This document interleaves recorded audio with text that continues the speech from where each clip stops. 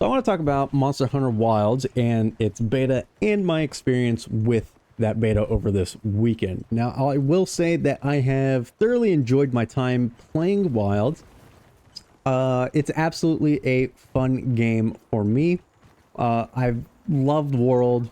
I had a lot of fun with Rise. It's not my favorite. I do vastly prefer World over Rise.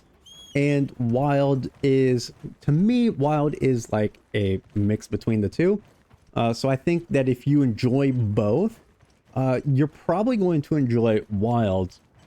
Whereas if you enjoy Worlds or Rise, if you enjoy one of the other and don't like the opposite, I think Wilds is going to maybe be a little hit or miss for you. It really depends on what you like about the previous games and how you would receive it.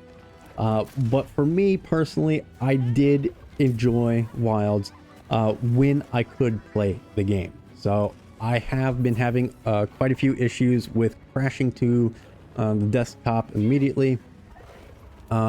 Just after maybe 20 to 30 minutes of gameplay, I do have a system monitor open, checking my power supply, checking my internal temperatures, checking all of my, internal rig systems, and nothing is in the red. Nothing is, wrong or spiking.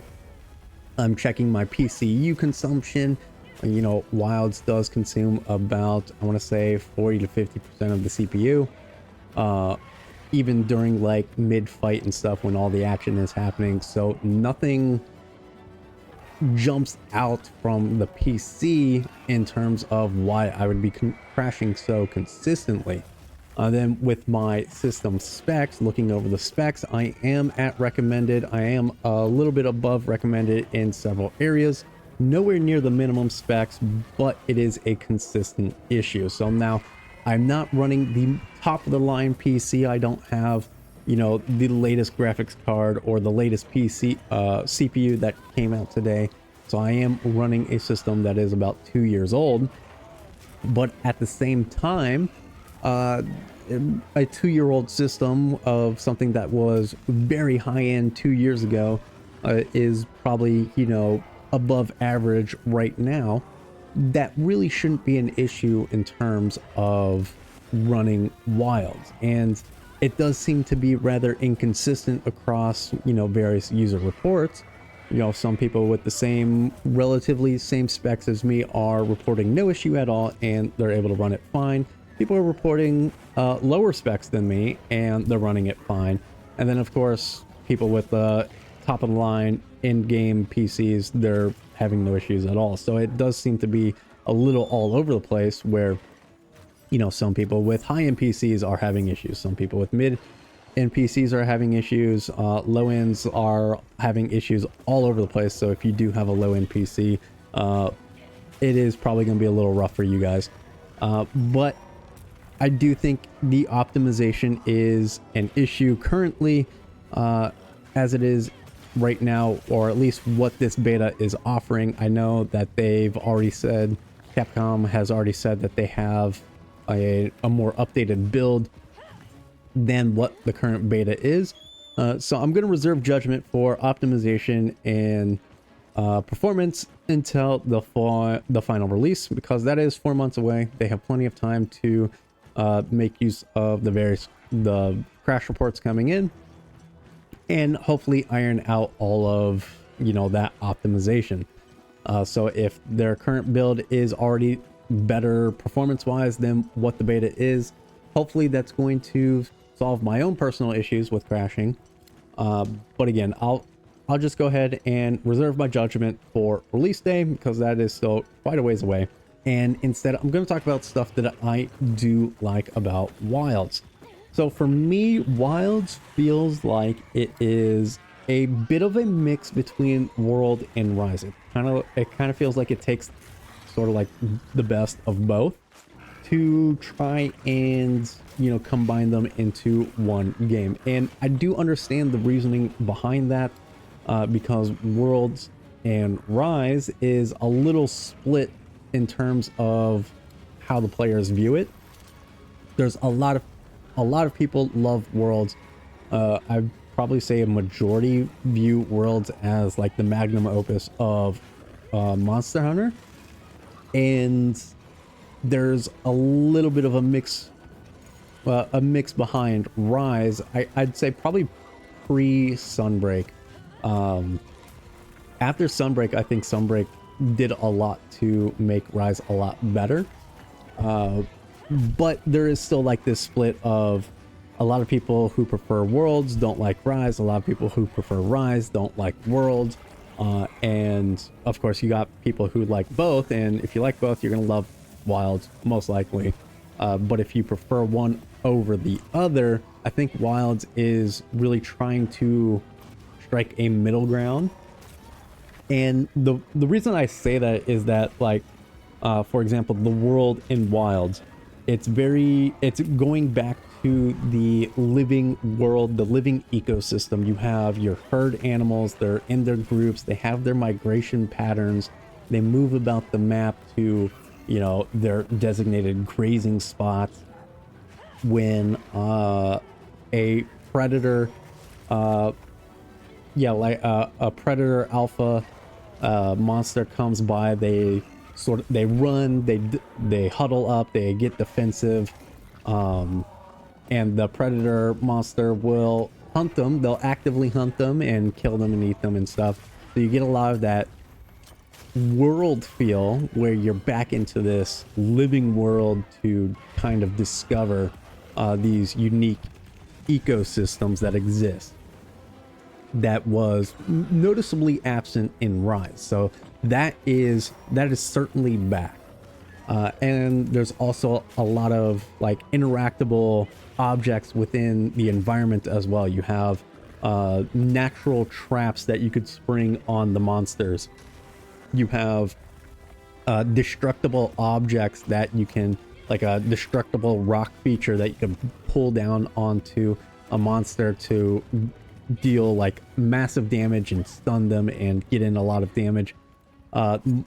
Alpha monsters will have their own territories. They'll patrol around. They'll even have disputes with other large monsters, have territorial disputes where they'll, you know, do a little grudge match for a bit. And they'll fight each other. They have like unique animations for, you know, fighting each other and doing combos on each other. So all of that is back, which was largely missing in Rise. It was still kind of there, but not to the extent of World.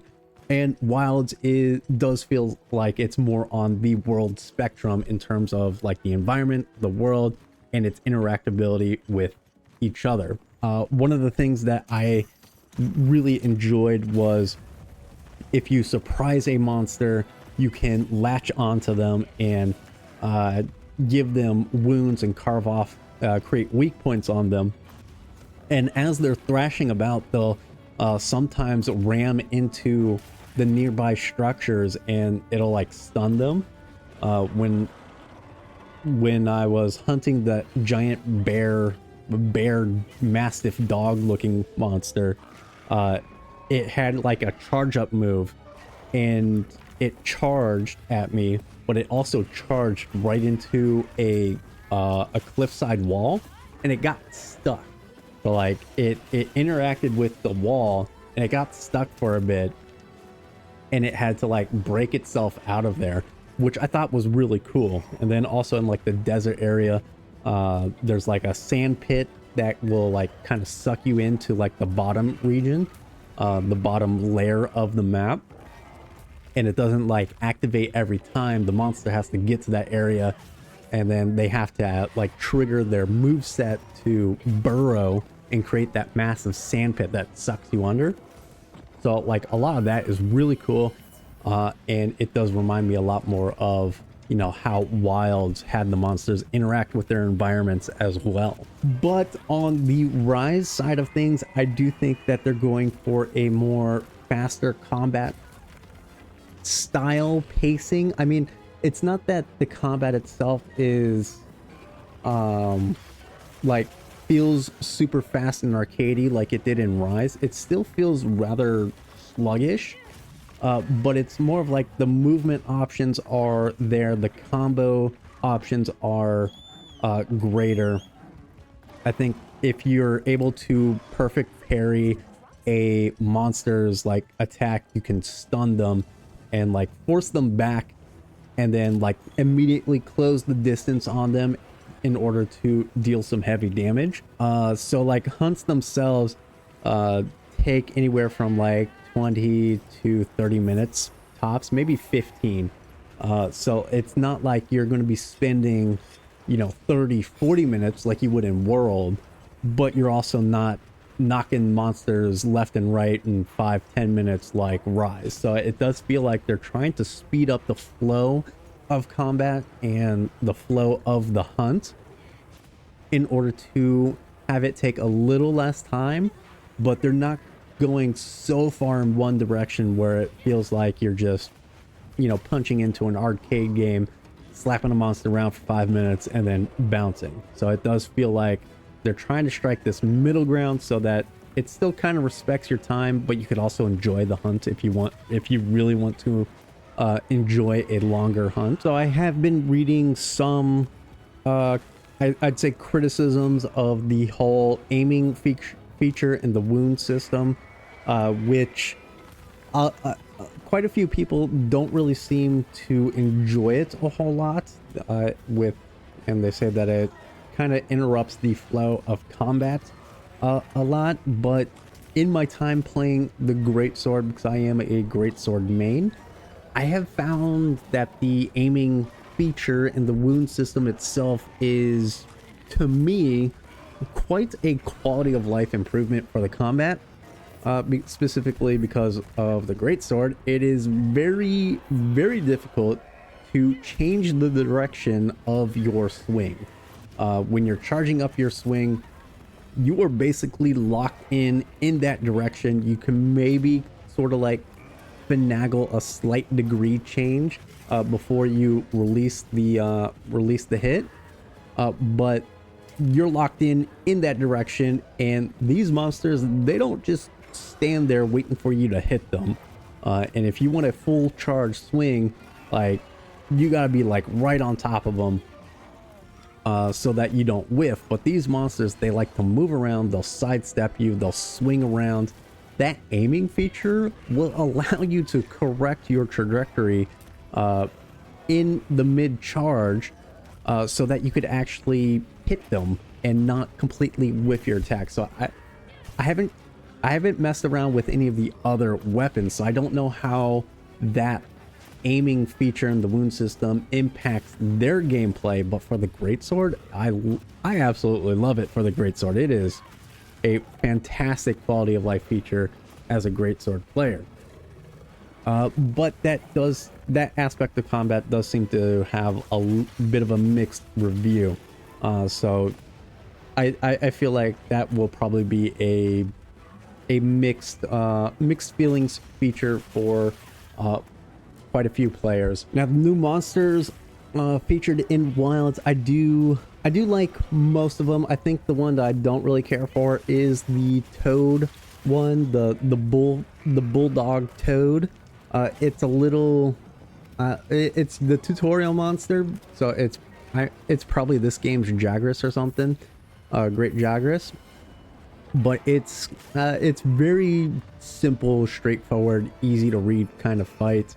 The other three monsters that they've added are, I do enjoy their combat, and if they do get more attack patterns the higher your monster hunter rank is, I think those fights are still going to be very fun, despite being seemingly early game monsters.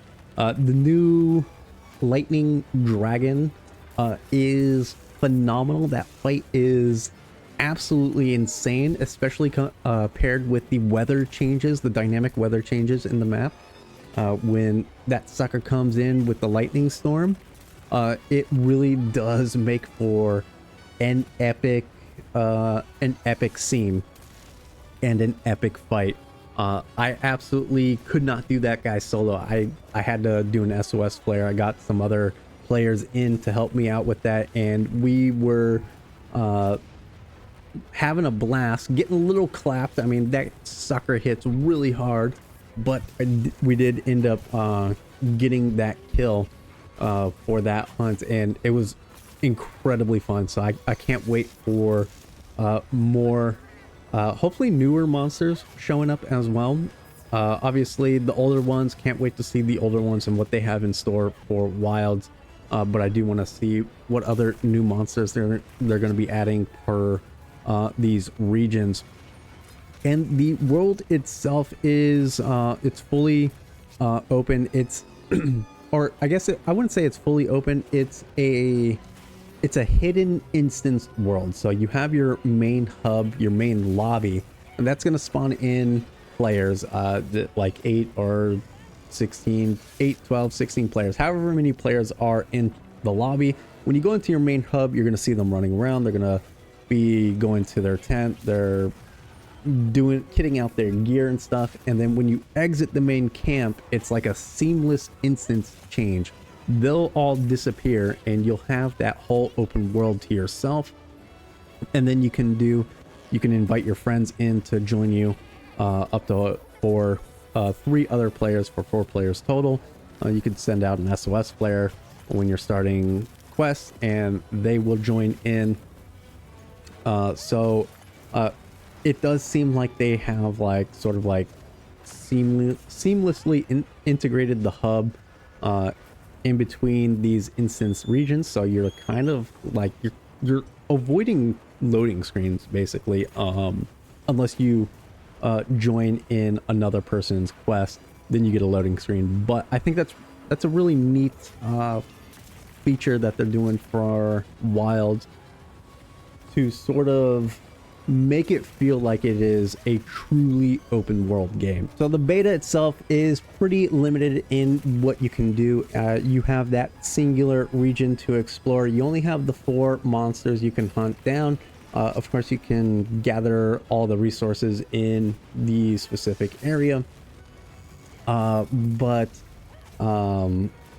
your inventory is kind of basically already maxed out for the beta, so you don't really have to worry about collecting stuff to, you know, craft your traps and your stuns and stuff. You already have all that maxed out so that you can just enjoy what the game has to offer right away, specifically for this beta. So for my final thoughts on Monster Hunter Wilds and my experience in the beta, is that as a game, I do enjoy it. As a Monster Hunter game, I do thoroughly enjoy it. I had a lot of fun. The hunts themselves are a lot of fun. The bulldog frog, it's a little on the weaker side, but the other 3, especially the lightning dragon that conjures a thunderstorm in the desert, that is an amazing fight. I absolutely love that fight. It's so much fun. The other 2 are very fun as well, so I'm super excited. I really do just hope that on launch, the crashing issue that I'm experiencing personally will be fixed and will go away. And just in general, optimization is better for launch. If they can do that, then I am perfectly confident that I will enjoy Wilds, and that anybody else who enjoys Monster Hunter as a whole will probably enjoy this game. I do think it might be a little on the mixed end, depending on what you prefer from World or Rise. If you do prefer one over the other, I do think Monster Hunter Wilds it might be a hit or miss for those kind of people. But if you enjoy Monster Hunter games and you love World, you love Rise, I don't see Wilds being any different. So with that said, I do hope that maybe they will push out another open beta, maybe sometime in January, before the release of the game, to get more players in to test out their systems, how their systems can handle it, maybe definitely with an updated build, to see, you know, where that progress is coming along. Because I do think that in its current state right now, I do think that it's going to be pretty rough for anybody who is floating around that recommended system requirements, because it does seem very inconsistent across the board, based off of, you know, people's machines. There are machines that should be running the game just fine that aren't, and you know, you have like random oddball machines that are, you know, they're on the minimum specs and they're running it fine. So I do think that there is some inconsistency there that does need to be addressed. But overall, I'm cautiously optimistic and hopeful. I still plan on getting the game. I still plan on getting Wilds when it releases. I'm not going to pre-order. I don't recommend anybody to pre-order this game in general. I don't think you should pre-order games at all. The games aren't going anywhere, and 9 times out of 10, the pre-order bonuses are still there for the first week or so of purchasing the game. So, like, just hold off, have a little bit of patience. It is a $70 price tag, more depending on what country you're in. So you don't want to just burn $70 4 months in advance just to find out that, you know, you're still having issues with the game, or you can't run the game, even though it says you should be able to. So just have a little bit of patience, wait for the release, maybe another beta test to see how things come along. I would even go as far as to say that on release day, wait for a couple of reviews, take a look at who's streaming the game to judge the system performances, because you do have, I mean, you will have that, you know, 2-hour window to sort of get everything under control, but a lot of that will be spent trying to optimize it yourself, and you'll burn through those 2 hours real quick just finagling with the system settings. So that is a little word of caution, but we're going to remain cautiously optimistic, see what Capcom can do in these 4 months to improve the game, and hopefully it is for the better. Anyways, this was my experience with the open beta. I'll probably try and get out a couple more videos of maybe just showcasing the hunts themselves. I'm not gonna go pretty deep into like weapons and stuff. There's other people for that, plus I don't think I could get a game running long enough without crashing for that to happen. But I'll probably just upload a hunt of each of the 4 new monsters, and you know, we'll see where that goes. So this review was also a little off the cuff. I'm not scripted at all. I'm just sort of word vomiting right now. So if this is something that you did enjoy, let me know, and maybe I'll do more of these kind of reviews for games I'm interested in. But yeah, let me know. Like, comment, subscribe, all of that is good information for me to see, you know, what people are interested in. And yeah, if you're interested, I'll have more of this kind of content coming as well in the future. It's just a matter of making time for it. But anyways, that will be all for me today. Thank you all for watching. Don't forget to like and subscribe, and I will see you for the next video.